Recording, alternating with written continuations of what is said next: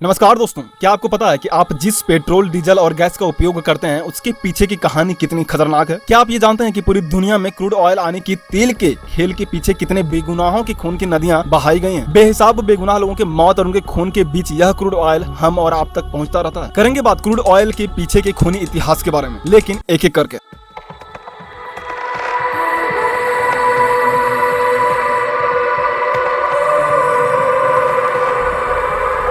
पिछले दिनों रूस यूक्रेन युद्ध के बाद से पूरे वेस्टर्न वर्ल्ड ने रसिया पर और उसके गैस और तथा क्रूड ऑयल जो है ना उसे लेकर के प्रतिबंध लगा दिए। लेकिन उसके बाद क्या हुआ, फाइनली कुछ समय बीतने के बाद ही पूरा का पूरा वेस्टर्न मीडिया इस कमी को लेकर के उन देशों में जो हाहाकार मचा उसकी खबरें दिखाने में व्यस्त हो गया।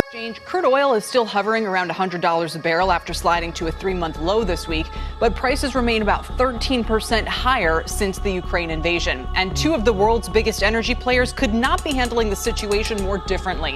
दरअसल रसिया से क्रूड ऑयल की सप्लाई बाधित होने से ना इनके पेट्रोलियम प्रोडक्ट और गैस की सप्लाई पूरी तरह से रुक गई पश्चिमी देशों में, और इसकी वजह से उन देशों में पूरी तरह से लोगों के बीच ना हाहाकार मच गया। कहीं लोग ठंड से मरने लगे तो कहीं रसोई महंगी होती चली गई। इसके अलावा इन देशों की पूरी आबादी पर महंगाई की जो मार पड़ी सो अलग से, और इन सब के बीच दिन ब दिन बढ़ती महंगाई से इन देशों की जो अर्थव्यवस्था से वो पूरी तरह से चरमराने लगी, जिसकी वजह से कई देश जो पश्चिमी देश हैं उनकी जो सरकारें हैं उन पर खतरों के बादल मंडराने लगे। इसी बीच ब्रिटेन में नई नई सरकार बनी और सत्ता में आई लिज ट्रस, लेकिन समय टफ होने की वजह से अपने ही देश की अर्थव्यवस्था को संभाल पाने में पूरी तरह से असफल रही और इन्हें कुछ दिनों के भीतर भीतर ही खुद के पद से इस्तीफा देना पड़ गया। लेकिन क्या आपको पता है कि पूरी दुनिया में और इसकी अर्थव्यवस्था में क्रूड ऑयल और पेट्रोलियम प्रोडक्ट जिसमें कि गैस भी शामिल है ना, इसका बहुत बड़ा महत्व है। सिर्फ इतना ही नहीं, आज भी दुनिया भर में तेल के कुएं पर कब्जे को लेकर के जो देशों की भी जो लड़ाइयां चल रही है ना, उनमें खून खराबा बेहद आम है और दुनिया भर के कई देशों के बीच आज भी बेगुनाह इंसानों के लाशों पर ना इस तरह की जो लड़ाइयां हैं वो लड़ी जा रही हैं, और इन सबके बीच बेगुनाहों की खून की नदियां बहती रही और देशों के बीच वर्चस्व की इस लड़ाई में बेचारे बेगुनाह ही हमेशा से मारे जाते रहे, और ऐसा शुरू से ही होता आया। दुनिया के देशों ने हमेशा से इन तेल के कुओं पर न कब्जा करने के लिए हमेशा से इनके बीच लड़ाइयां होती रही हैं, और इसके कई उदाहरण आज भी मौजूद हैं, और इस तरह से तेल के खेल में खून की हमेशा से बड़ी भूमिका रही है। करेंगे बात इन सब के बारे में और बताएंगे आपको कि कैसे बेगुनाह लोगों की लाशों और खून के बीच आज भी क्रूड ऑयल की सप्लाई पूरी दुनिया भर में होती है। तो चलिए शुरू करते हैं। तेल और खून का रिश्ता काफी गाढ़ा है, दोनों एक दूसरे में काफी अच्छे से घुल मिल जाते हैं ना। तेल के खेल में खून की बहुत बड़ी हमेशा से ही भूमिका रही है, बल्कि तेल की कहानी लिखी ही खून से जाती है।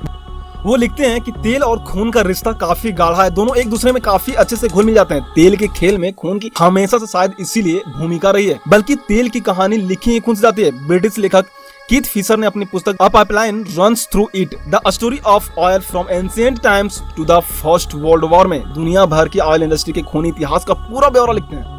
तेल के लिए खौफनाक युद्धों का वो कहते हैं कि पुराना इतिहास रहा है। बाकू और अजरबैजान में तेल का खजाना जब मिला तो फारस के अब्बासी और सीरिया के उमैयद खलीफाओं के बीच जमकर रक्तपात हुआ। 1813 ईस्वी तक ईस्ट इंडिया कंपनी पर्सिया और मेसोपोटामिया के तेल के अकूत भंडार के वाणिज्यिक और रणनीतिक महत्व पर रिपोर्ट तैयार करने में जुटी हुई थी।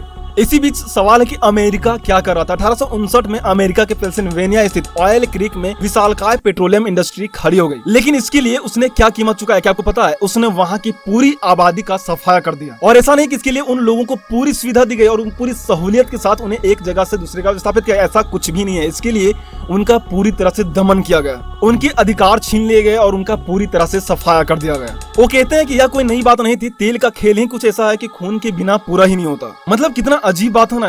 तेल के खेल में युद्ध, हिंसा, विनाश और जीत हार हमेशा से होता है। ऐसा नहीं है कि कीथ ये सारी बातें हवा हवाई कर रहे हैं। उन्होंने अपनी इस बात के लिए पीछे जो है ना पूरी तरह से ऑथेंटिक सोर्स को लिया, और अपनी किताब में तत्कालिक अमेरिकी राष्ट्रपति एंड्रयू जैक्सन, ब्रिटिश साम्राज्य की यूरोपियन एजेंट्स, वैश्विक तेल कंपनियों के दिग्गज और अखबारों के जो संपादकीय है ना, उनका पूरी तरह से इंटरव्यू आने की उनकी बातों को ना शामिल किया। देखो, अगर उनकी इस किताब को देखें ना तो उन्होंने हमेशा से साफ बात में कही है कि तेल हमेशा से काफी ताकतवर माफियाओं और कुलीनों के साथ साथ बड़े पैमाने पर ना कंपनियों की मिली भगत की कहानियों का केंद्र रहा है। मतलब कि सारी चीजें यानी कि तेल का पूरा खेल इन्हीं के आजू बाजू घूमता रहा। लेकिन यहाँ देखना यह भी काफी दिलचस्प है कि अमेरिका के सिविल वॉर के वक्त ना कच्चा तेल प्रचुर मात्रा में था और काफी सस्ता भी था। जॉन रॉकफेलर के वक्त उनके स्टैंडर्ड ऑयल का बोलबाला रहा, और वहाँ के बाजार में 80% भागीदारी अकेले स्टैंडर्ड ऑयल की ही हुआ करती थी। अब देखते हैं कि उस वक्त रसिया क्या कर रहा था। उस वक्त रूस यूएसएसआर का हिस्सा हुआ करता था, यानी कि अभी का रसिया उस वक्त यूएसएसआर यानी कि सोवियत संघ के नाम से जाना जाता था, और रूस में भी